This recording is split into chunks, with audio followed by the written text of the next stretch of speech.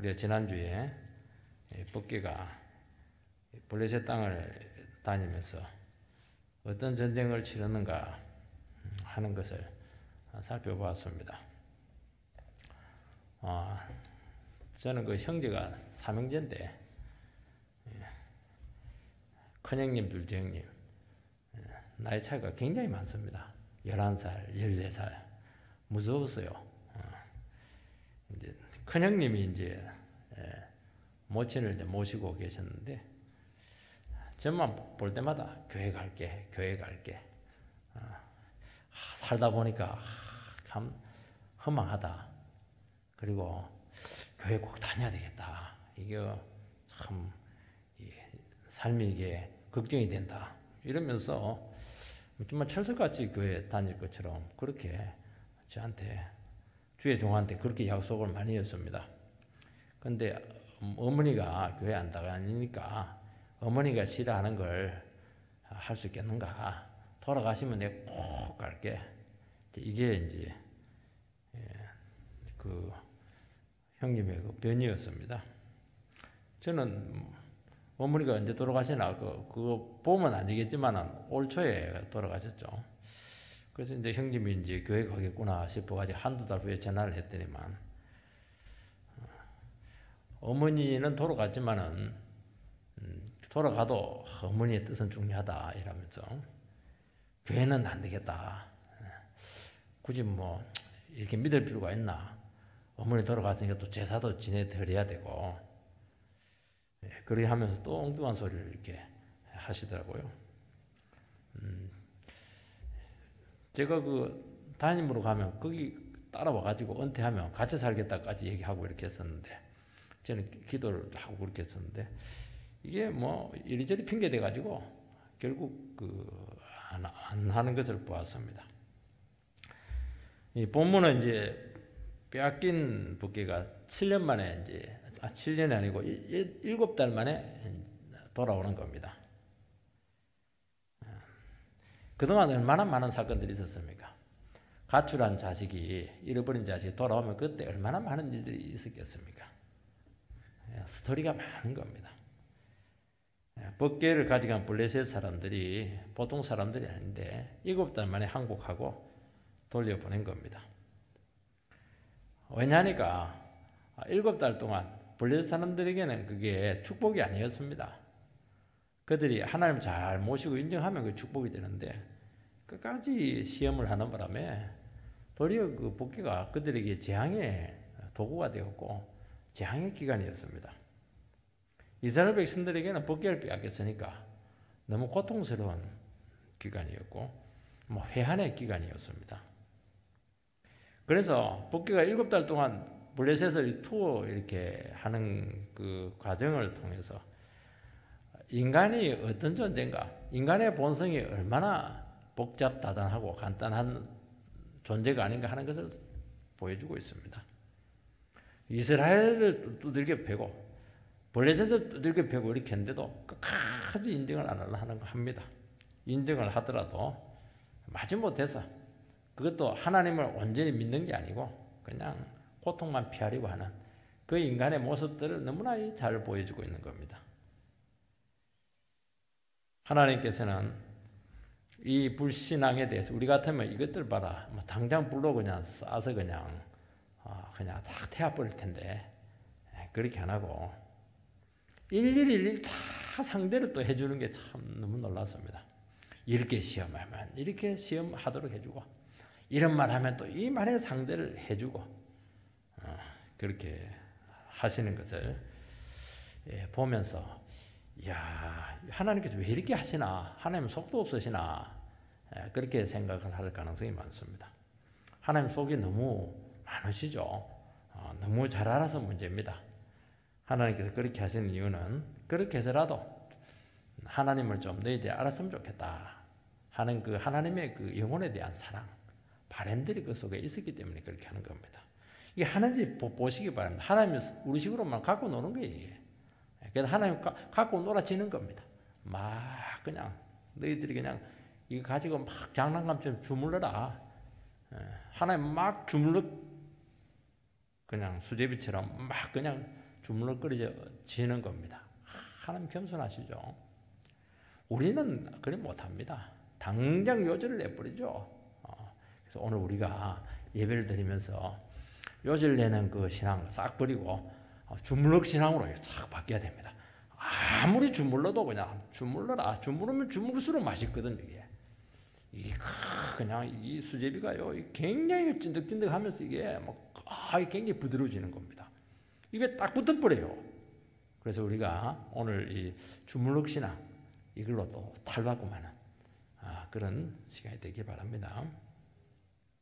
첫 번째는 이 재앙에 대한 세상의 인식입니다. 1절 말씀을 보면 여호와의 궤가 블레셋 사람의 지방에 있은 지 7달이라. 블레셋이 이스라엘과의 전쟁에서 승리를 했습니다. 완성을 했습니다. 너무 많이 이겼어요. 그리고 봇개까지 빼앗아왔습니다. 그리고 다곤 신상 앞에 탁 그냥 전리품으로 탁 해놨는데 그냥 그 다곤 신이 그냥 엎어져 버리고 목이 잘려 버리고 말이죠. 손모가지는 부러져 가지고 문지방에 막 걸려 있고 말이죠. 아주 특이한 일이 나타났습니다. 그러면 어떻게 해야 됩니까? 우리가 너무 교만했구나. 이 하나님을 우리가 너무 무시했네. 우상하고 감히 비교를 하다니. 이러면서 하나님을 인정해야 되는데 인정 안 합니다. 이거는 우연히 일어난 일이야. 그래서 그 문지방을 신성시합니다. 왜냐하면 다곤 신님의 손모가지가 고개에 걸쳤었기 때문에 신성한 것이다. 이러고 펄짝펄짝 뛰어넘어갑니다. 하나님 너무 가소롭게 여긴 것입니다. 그래서 이제 무섭기는 하가지고 봇개를 또 옮기는 거예요. 옮기는 곳마다 재앙이 나타나고 독종이 막 번지고 독종이 종기입니다. 이게 암이냐 아니냐 어떤 사람 패스트를 하기도 하고 그렇게 하는데 이게 막 전염병처럼 막 번지는 겁니다. 블레셋 사람들은 이것을 하나님께 했다 그렇게 받아들이지 않습니다. 그리고 또 옮깁니다. 무서우니까 옮기는 곳마다 그냥 저주가 일어나는 겁니다. 왜 인정을 하지 않았겠는가? 그들이 전쟁에서 이겼기 때문입니다. 그리고 봇개를 빼앗았기 때문입니다. 그런데 문제는 뭐냐니까 이 현실은 그렇지가 않아요. 현실은 지금 너무 고통스럽습니다. 블레셋 방백들의 고민이 이만저만이 아닙니다. 이런 식으로 가다가는 국가가 거들날 것 같고 정말 국가적인 재앙으로 나라가 망할 수 있습니다. 그런데도 불구하고 블레셋 지도자들은 끝까지 고집을 부리고 있습니다. 안 보내는 겁니다. 여러분 7달은 상당히 긴 기간입니다. 7달.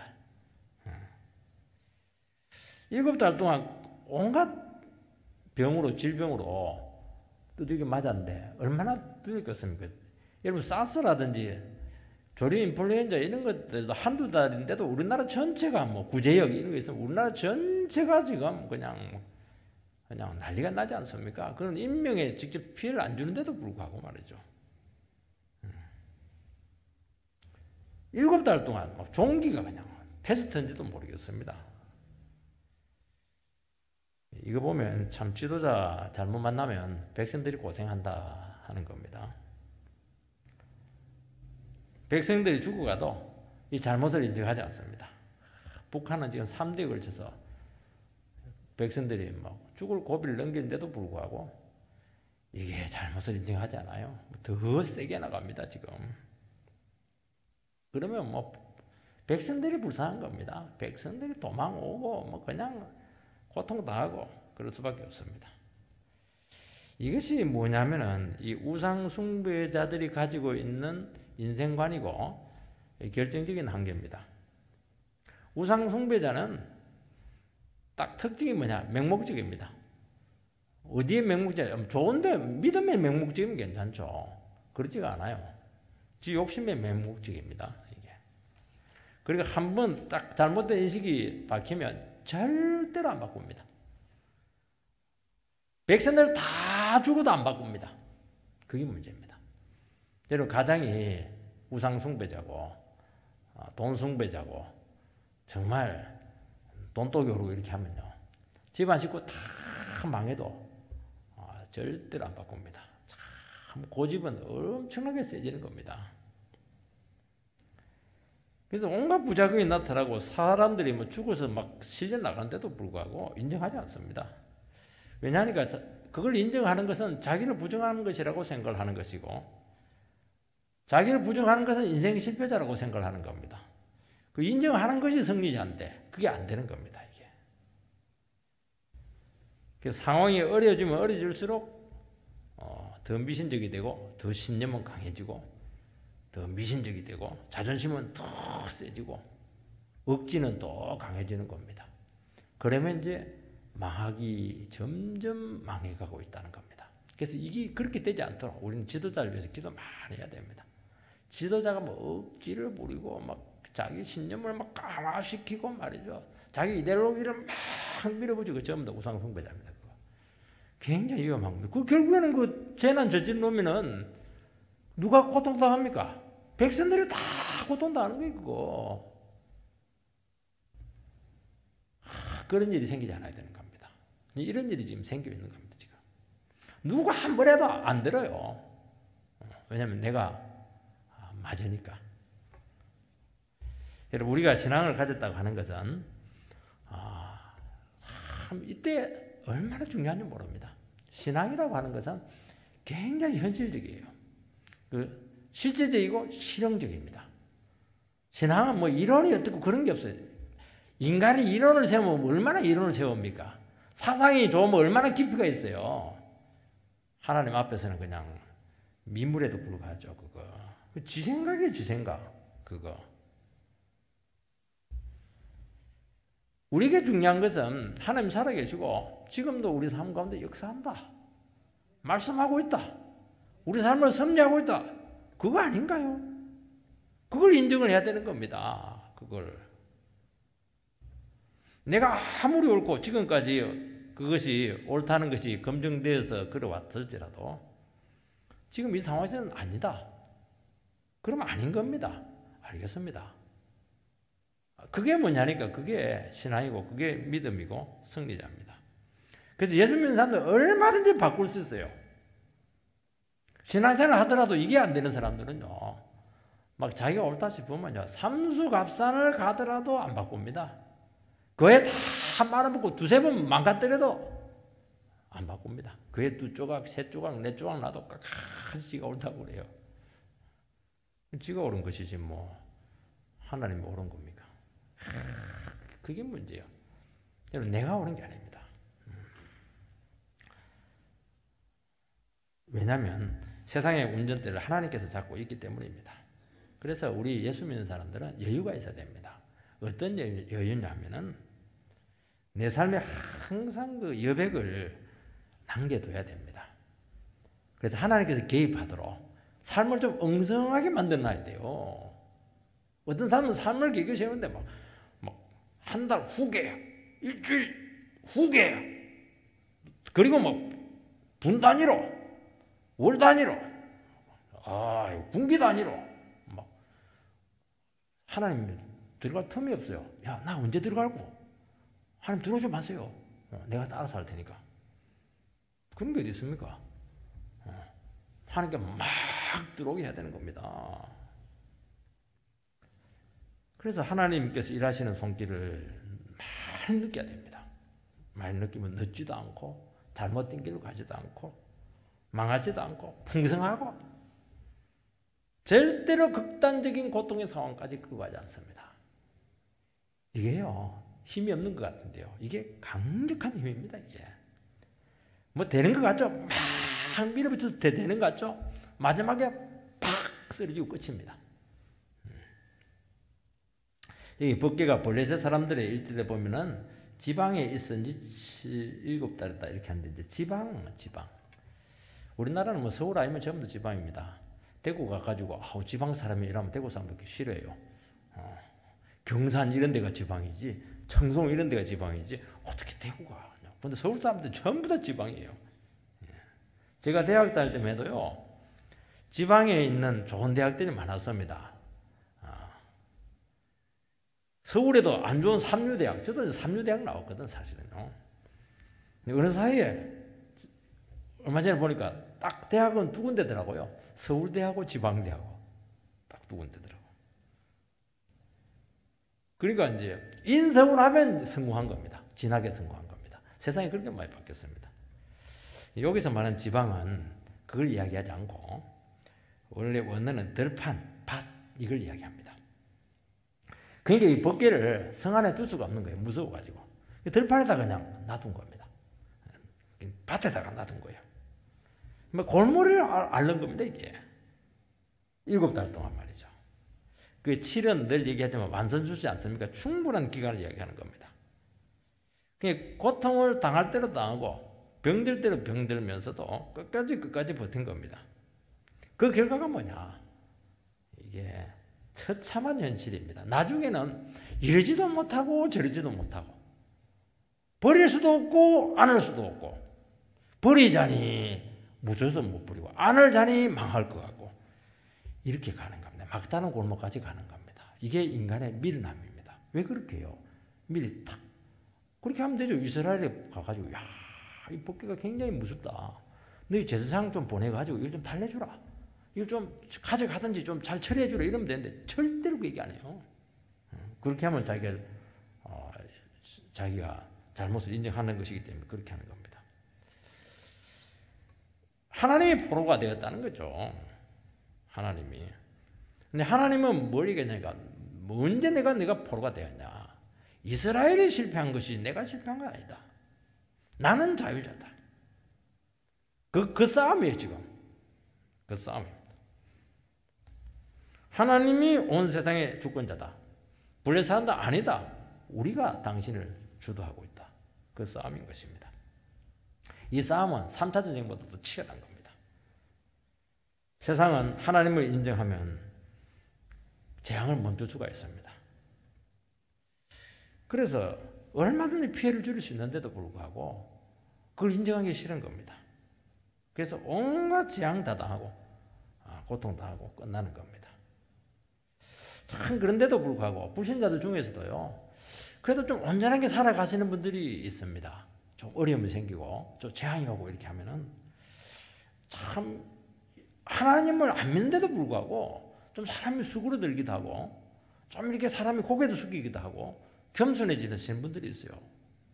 이 사람 뭐 지옥은 뭐 천국에 못 갈지는 모르겠지만은요. 이 사람들은 그래도 이 세상에서는 제대로 걸어갑니다. 세상에 종말이 온 것 같다고. 혹시 예수 믿는 사람들한테 종말 올 때 어떤 일이 생기냐고 질문도 하기도 하고 이렇게 하는 겁니다. 그래서 하나님께서는 반드시 재앙과 고통을 통해서 이 세상에 대해서 하나님을 선포합니다. 하나님을 선포합니다. 왜냐하면 이 충격 외에는 또 하나님을 알릴 수 있는 길이 없기 때문에 그렇게 하는 것입니다. 두 번째는 이 법궤 처리 문제를 이제 공론하기 시작을 했습니다. 드디어 2절 읽어보면 블레셋 사람들이 제장들과 복술자들을 불러서 이르되 우리가 여호와의 궤를 어떻게 할까? 그것을 어떻게 그 있는 곳으로 보낼 것인지 우리에게 가르치라. 이제 궤를 처리하는 것이 간단치가 않습니다. 이제 애물단지가 되었어요. 그래서 이제 제장들하고 복술자들을 이제 불렀습니다. 법궤를 함부로 처리하지 못한 이유는 이게 무서워요. 그리고 많은 백성들이 이미 병이 들었기 때문에 잘못 처리해버리면 몰살당하는 겁니다. 병도 낫게 하고 이것도 잘 처리를 해야 되는데 이게 간단하지가 않습니다. 이런 믿는 자나 믿지 않는 자나 이 고통이지만은 이 고통이 축복이 될 수가 있습니다. 왜냐하니까 고통을 통해서 우리가 돌이키기만 하면은 얼마든지 축복이 될 수가 있습니다. 이거는 믿는 자만이 아니에요. 안 믿는 사람들도 고통 가운데서 집안에 어려움이 생겨 고통이 많이 이렇게 할 때 술 먹는 거 안 먹고 도박하는 거 끊어버리고 자숙하고 이렇게 하면요 굉장히 축복이 됩니다.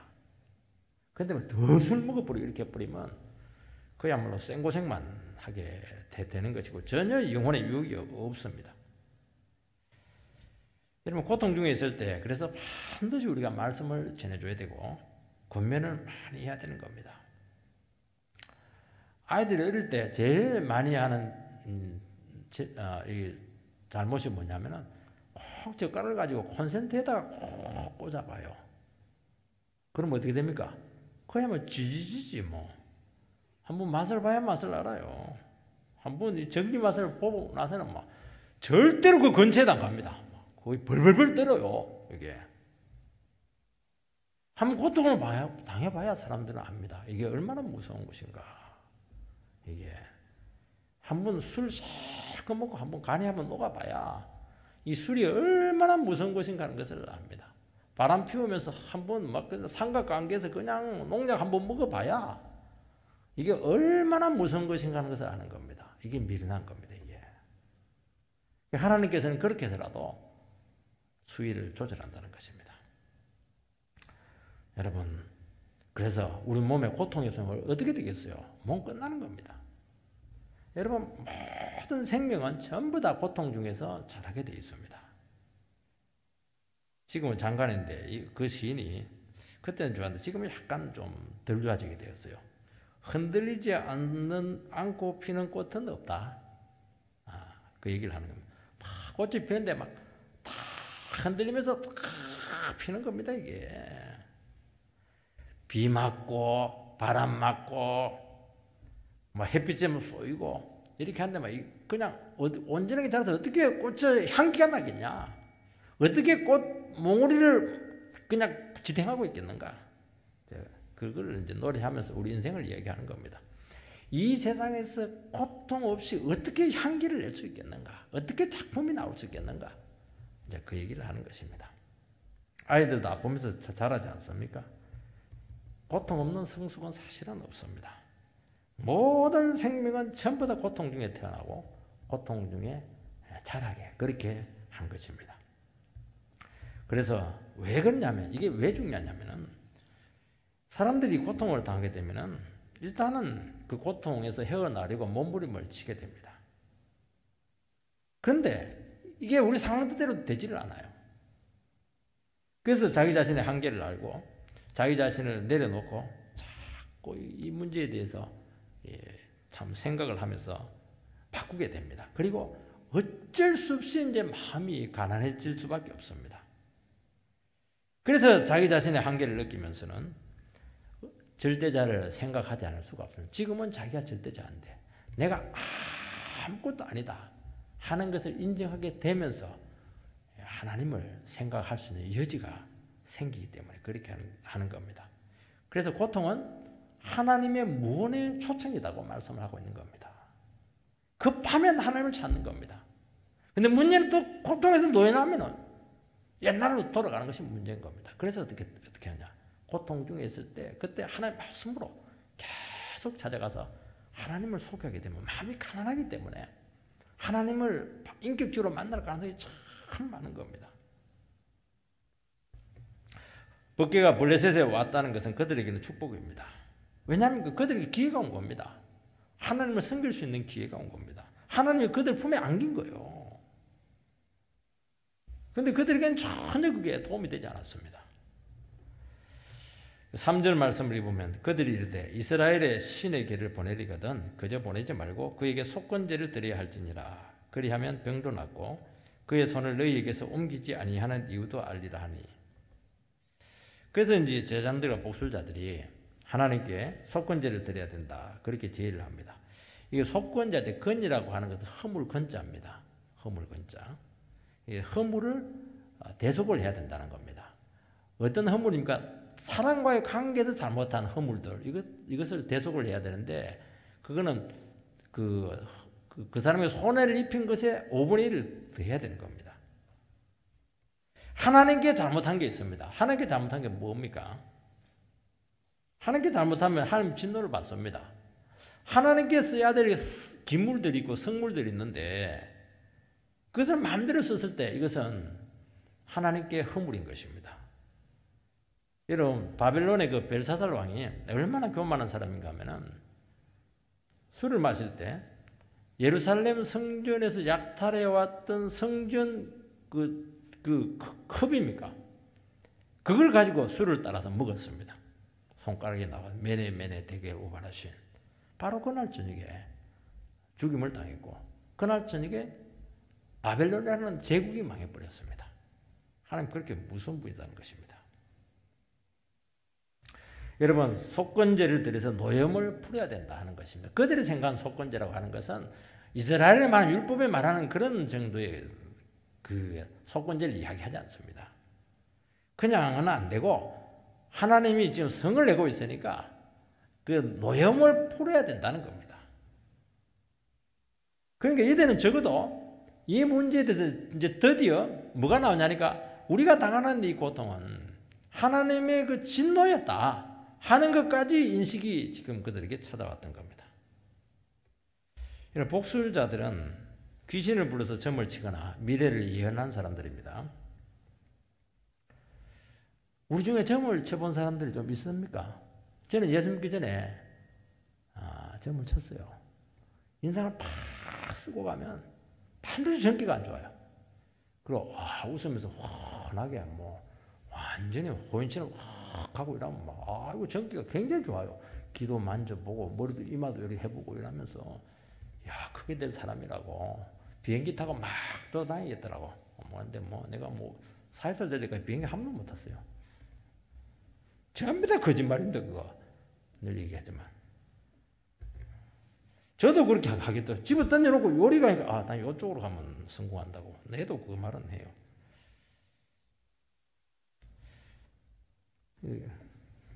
근데 이번에는 보니까 처방이 괜찮아. 처방이 괜찮아요. 귀신도 하나님 존재는 잘 압니다. 예수 믿는 사람들이 오면 귀신같이 알아맞춥니다. 귀신이니까. 제 둘째가 늘 이야기하지만 이 암에 걸려가지고 점쟁이를 찾아갔어요. 점쟁이를 찾아갔는데 점쟁이가 참 바른 처방을 내렸습니다. 당신이 암에 걸린 것은 딱 두 가지라고. 하나는 당신 모친이 집안에다가 지금 우상신을 섬기기 때문이다. 야, 얼마나 멋있는 처방입니까? 그리고 당신은 교회를 나가야 된다고. 야, 그래서 저는 정계가 전부 다 나쁜 줄 알았더니만 이야, 우리 집안에는 이게 거의 구세주 같은 그 점쟁이였어요. 내가 그 15년 전에 그 우상을 깨뜨려 했는데 내가 큰형님 막는 바람 내가 못했거든요. 안 막아도 제가 간이 작아지면 못했을 것 같네. 지금 생각해보니까.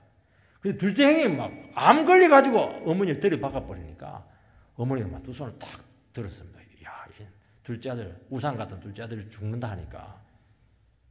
그리고 교회를 딱 나갔습니다. 그리고 병이 딱 나았어요. 그리고 다시 비행기 조종사로 다시 복귀를 한 겁니다. 참 그거 보면 하나님 살아계시다 하는 것을 알 수가 있어요. 영의 세계는 다 우리가 이해하지 못한 부분들이 많습니다. 중요한 것은 본래 사람들이 재앙과 질병과 하나님의 진노를 이렇게 연결을 시키기 시작한 겁니다. 어떻게 연결시키느니까 우리가 교만했다. 우리가 하나님에 대해서 불경했다. 어떻게 다곤신하고 이렇게 비교하냐. 그래서 노염을 사게 됐다 하는 정도까지는 그들이 인식을 한 겁니다. 인간에게 제일 어려운 게 뭐냐니까, 제일 놀라운 게 뭐냐니까, 인격적인 하나님께 죄를 지었다 하는 요 인식을 가지는 게 제일 어려운 숙제고 문제입니다. 그냥 노염을 자꾸 풀려고 합니다. 신의 노염을. 그냥 성경적인 방식은 않고 자기들의 방식으로 그렇게 하는 겁니다. 신을 달래는 것이죠. 그냥 이렇게 하는 겁니다. 근데 여기서 극복이 안 돼요. 그래서 치성을 드려야 되고 제사를 막 조금 소홀히 하고 빠뜨렸더니만 이렇게 우리 집안에 재앙이 온다고. 약간이 법계에 이게 신통력이 있다고 이렇게 하면서 법계가 신통력이 있는 게 아니라 하나님의 신통력이 있는 것이거든요. 사실은 인격적인 하나님을 알아야 되는데 이 부분까지가 아는 게 그렇게 어려운 겁니다.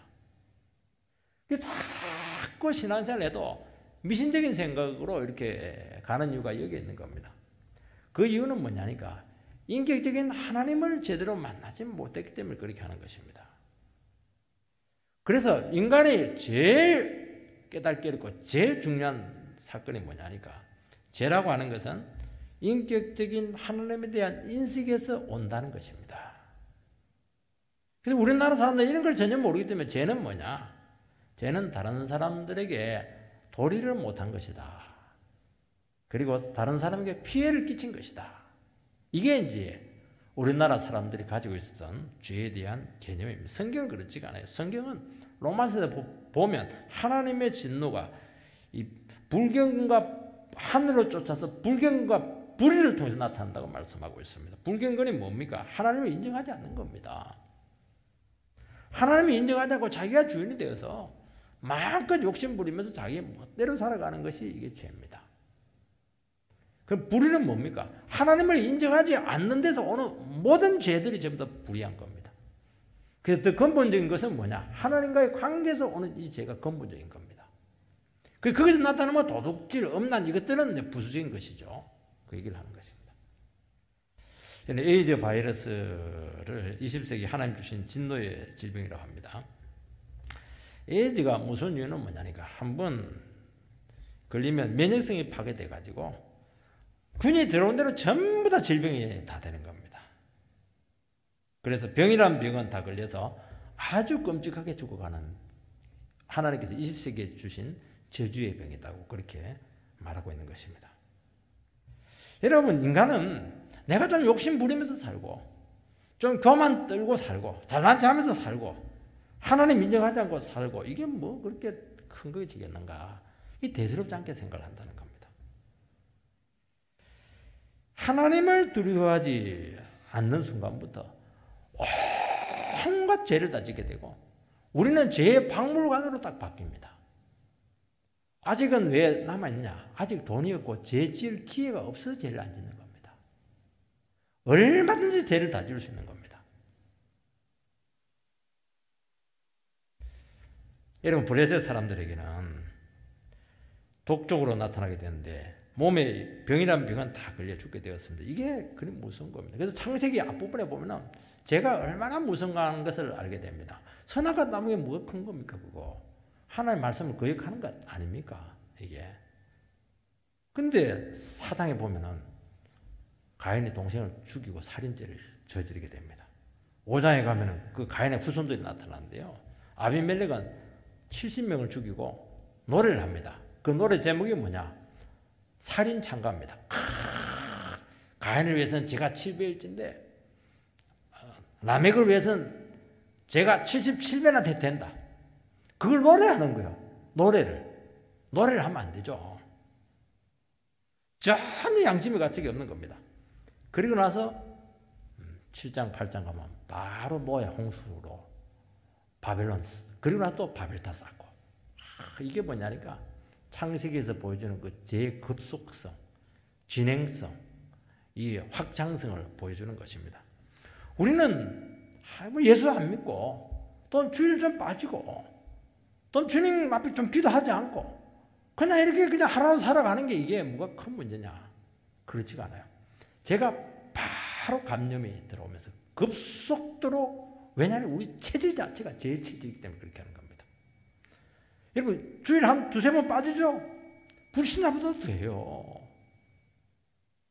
더 마음이 그냥 지옥도 그런 지옥이 없는 겁니다. 그래서 쭉 기도하고 예배드리고 이렇게 해야 겨우겨우 우리를 지켜낼 수 있는 겁니다. 이 정도로 죄라고 하는 것은 강력한 힘을 가지고 있다는 것을 말씀하고 있는 것입니다. 그 이야기하는 거예요. 하나님과의 관계에 붙들리지 않으면 어느 누구도 이겨내지 못합니다. 전부 다 지옥 갈 수밖에 없는 겁니다. 이것은. 블레셋 사람들은 이 병이 하나님께로부터 시작되었다 하는 것은 깨달았습니다. 그거는 굉장한 발견입니다. 그리고 하나님께로 돌이키면 치료받을 수 있다 하는 겁니다. 이 신앙의 배경은 없는데 어떻게 이 정도까지 갔는가 하는 것을 우리는 참 엄청난 지혜다 하는데, 그래도 이제 그 근본적인 자체는 인격적으로 주님을 만난 것은 아니에요. 인격적으로 만난 것은 아니에요. 생각이죠. 여전히 미신적인 생각을 가지고 있는 겁니다. 인격적인 하나님이 아니고 법계를 무수하는 그 생각을 가지고 있었던 것입니다.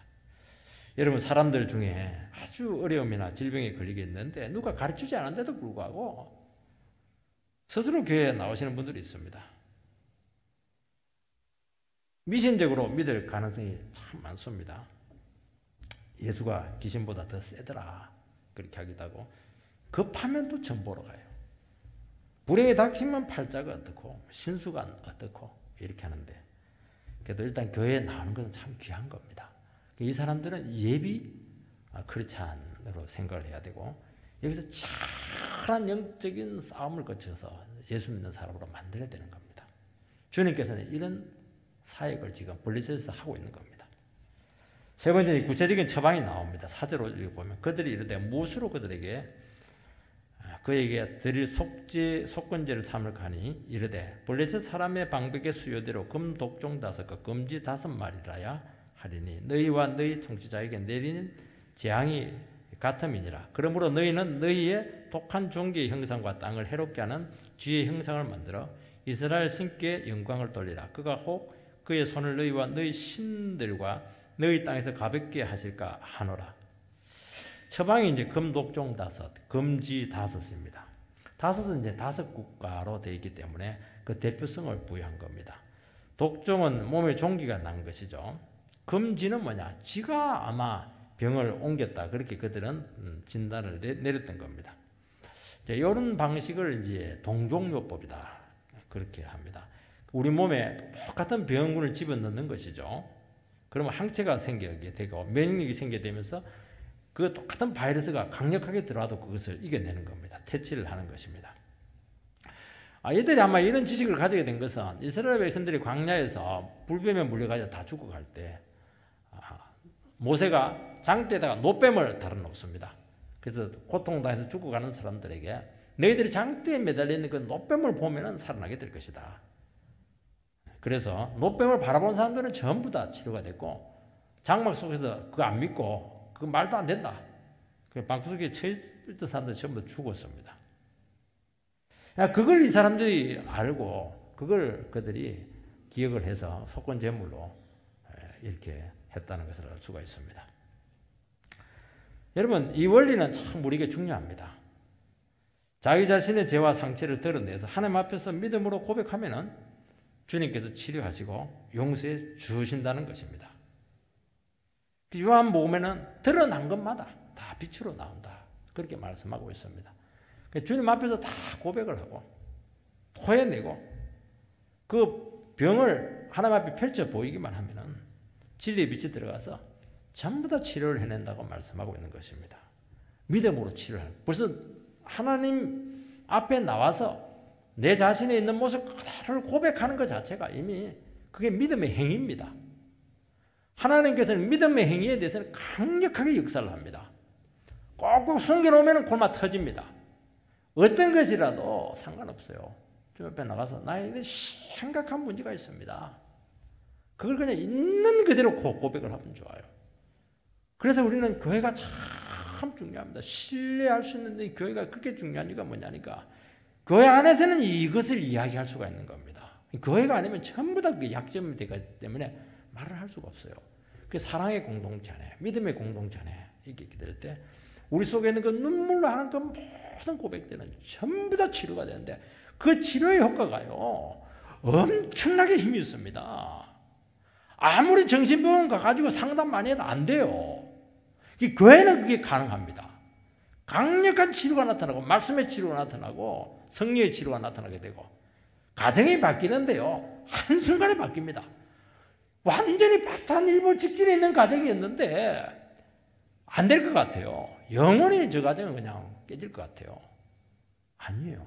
조금만 지내도 확 달라졌습니다. 그 눈에 보입니다.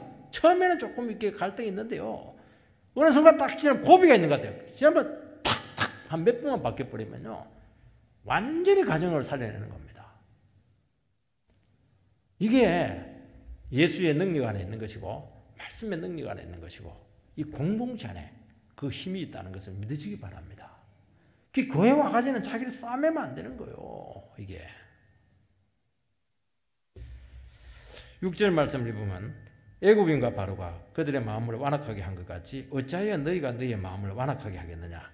그가 그들 중에서 재앙을 내린 후에 그들이 백성을 가게 함으로 백성이 떠나지 아니하였느냐.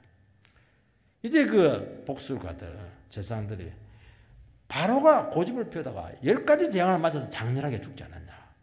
너희들 왜 마음을 강박하게 해서 우리 민족들 다 죽이려고 하느냐. 정신 차려라. 빨리 법궤를 내보내라. 미거적거리다가 큰일 난다. 막 협박을 하는 겁니다. 이 귀가 어두워지면 불신자를 통해서 주님께서는 말씀하십니다. 성경 안 읽고 바른 예배 안 드리면 어떻게 합니까? 안 믿는 사람을 통해서 말합니다. 옆에서 요즘 당신 기도 안 하는 것 같아. 기도원가 봐. 그 얘기합니다. 왜냐하면 하는 짓이 이게 완전히 이게 아니거든요. 이게. 이 반란 선지자가 돈에 돈독이 올라가지고 완전히 눈이 갔어요. 그래서 그냥 나귀가 그냥 천사 보고도 막 못 가가지고 쓰러지니까 그냥 막 때리고 두들겨 팹니다. 나귀가 있다가 막 주인님 왜 때리세요? 이렇게 했는데도 때립니다. 어디 짐승이 이야기하냐고. 그러니까 사람이 분별력이 없으면은 지각이 귀가 막혀버리면은 짐승보다 못해요. 나귀보다 못합니다. 그 정도로 우둔해진다는 겁니다. 이게 얼마나 미련해질 수 있는가 하는 것을 보여주는 것입니다. 우리가 말씀으로 깨있지 않으면요, 여러분 집에 그 개들 많잖아요. 애완용 개가 물을 뜯을 가능성이 있고 주인 보고 주인님 집 안에다 그렇게 재지면 되겠어요? 예수 믿는다고 하면서 그런 식으로 살면 되겠습니까? 개들 무서워요. 보면은 목사가 막 어디 가게집에 갔는데 그 주인이 있다가 목사가 그렇게 돈을 밝히면 되겠습니까? 그 얘기를 듣는다니까요. 깜짝 놀래요. 어떻게 이 사람이 나를 알고. 그 주님 음성이에요, 그거. 얼마나 창피하겠습니까? 여러분, 이제 주님께서 뭐라고 말씀하고 있습니까? 그들에게 이제 고집 그만 부리라는 겁니다. 그만한 버리라는 겁니다. 왜냐하니까 지도자가 고집을 부리면 백성들이 고생을 하고 부모가 고집을 부리면 자식들이 고생을 하는 겁니다. 내 생각과 다르면 굳이 내 뜻을 관철시키려고 하는 것이 문제라는 것입니다. 어려서 그래요. 저도 이게 참 고집스럽다는 말을 참 들었던 적이 있습니다. 그렇게 하지 말라고 하는데도 불구하고 내가 오르면 반드시 해봐야 돼요. 갈 때까지 가보고 안 되는구나 하면 이제 돌아오는 겁니다. 그럴 때 벌써 많은 일들이 났죠. 고통이 많이 지금 찾아온 겁니다. 그래 하지 말라는 거예요. 그 목자가 나한테 한 말에. 근데 한 분은 막 이해는 안 되다. 내보다 머리 좀 나쁜 것 같은데 막 그냥 조심조심해요. 말씀 앞에서. 은혜는 좀 덜 체험하는데 절대로 실수는 안 하더라니까요. 여러분 주님 앞에 크게 깨지고 나서 내 안에 있는 기준이 많이 옅어지게 되었습니다. 여러분 인간에게 있어서 절대적으로 이래야 된다 하는 것은 없습니다. 그래서 우리가 성령 충만해야 돼요. 고집이 있고 자기 생각이 강한 사람들 특징이 뭐냐? 절대 성령 충만하지 않아요. 성령 충만하면 특징이 뭐냐? 고집이 없어지는 겁니다. 그리고 이 자존심이 없어지는 겁니다. 참 지내놓고 보면 전부 다 부끄러운 것밖에 없어요. 왜 고집을 펴냐? 원칙 없이 그냥 하는 겁니다. 7절 9절 이거 보면은 그러므로 새 수레를 하나 만들고 멍에를 메어 보지 아니한 전 먹는 소 2마리를 끌어다가 소의 수레를 메우고 그 송아지들은 떼어 집으로 돌려보내고 여호와의 길을 가져다가 수레에 싣고 속건제로 드릴 금으로 만든 물건들은 상자에 담아 개 곁에 두고 그것을 보내어 가게 하고 보고 있다가 만일 개가 본 지역 길로 올라가서 베스메스로 가면 이 큰 재앙은 그가 우리에게 내린 것이요 그렇지 아니하면 우리가 친 것이 그의 손이 아니요 우연히 당한 것인 줄 알리라. 본래 사람들은 끝까지 하나님 시험합니다. 우연인지 실제인지요. 새끼 있는 멍에를 매본 적이 없는 암소 이걸 이제 끌고 가서 베스메스로 바로 가면 이것은 하나님이 살아계시고 돌아온다든지 옆길로 가면은 우연이다. 그러니까 그렇게 당하면서도 마지막까지 시험을 한다는 것을 이야기하는 겁니다. 사람은 자기 새끼를 버립니다. 짐승은 절대로 안 버려요. 제가 시골 출신 아닙니까? 송아지를 키우다가 팔아요. 팝니다. 그러면요, 엄마 암소가요, 일주일 내내 웁니다. 눈이 커가지고요, 우는데, 그 소리 듣고 있는 거 할 짓이 아닙니다. 여러분, 이것이 신앙 없는 사람들의 소치입니다. 한편으로는 믿는 것 같지만 끝까지 의심하고 시험하고 그렇게 한다는 것을 보여주고 있는 것입니다. 그런데도 불구하고 하나님께서는 어떻게 하냐? 우리 같으면 당장 이것들을 그냥 어떻게 할 텐데 그렇게 하지 않고 그들이 해주는 대로 해요. 그들의 기준에 맞춰줍니다. 왜냐하면 그들은 블리즈 사람들이니까요. 요리 시험하면 이렇게 맞춰주고 저리 시험하면 저렇게 맞춰주고 참 이거 보면 참 하나님은 놀랍다 하는 것을 알 수가 있습니다. 참 이해가 안 되는 행동 얼마나 많고 속 터지는 행동 얼마나 많습니까? 기다려주고 참아주고. 근데 놀라운 사실은 여기서 하나님의 능력이 나타나는 겁니다. 여기서 변화가 나타나는 겁니다. 우리는 여기서 다 끌려 넘어집니다. 전부 다 내 기준이 있어가지고 내한테 안 맞으면 전부 다 퍼부어버리고 막 비판해버리고 끝내버리는 겁니다. 그러니까 아무 일이 일어나지 않아요. 하나님 그렇게 하지 않아요. 이러면 이리 맞춰주고 저리 하면 저렇게 맞춰주고 서로 얘기했듯이 막 주물럭 신앙 이리 주물르면 이리 주물럭 끌어지고 이렇게 패면 이렇게 맞고 근데 거기서요 능력이 나타납니다. 살아계심이 나타납니다. 왜 그게 나타나냐면은 사람들은요 시험해볼 거 다 해봅니다. 의심해볼 거 다 해봅니다. 그 고통을 당하는 거예요. 그러면서 뭘 보여주냐니까 내가 어떤 사람인가 하는 것을 스스로 발견하게 되는 겁니다. 자, 그러면서 하나님 앞에 모든 사람들의 입을 막는 겁니다. 그런다고 해서 하나님께서 그 능력을 안 나타내느냐? 하나님은 하나님이시다는 것을 반드시 그들에게 보여주신다는 것을 영광을 받으신다는 것을 말씀하고 있습니다. 오늘 우리 시간 하나님은 우리가 부인한다고 해서 부인되시는 분이 아니다는 것을 기억하시고 정말 우리 하나님 같은 마음으로 이 세상을 대하는 저희들 되기를 주의 이름으로 축원합니다.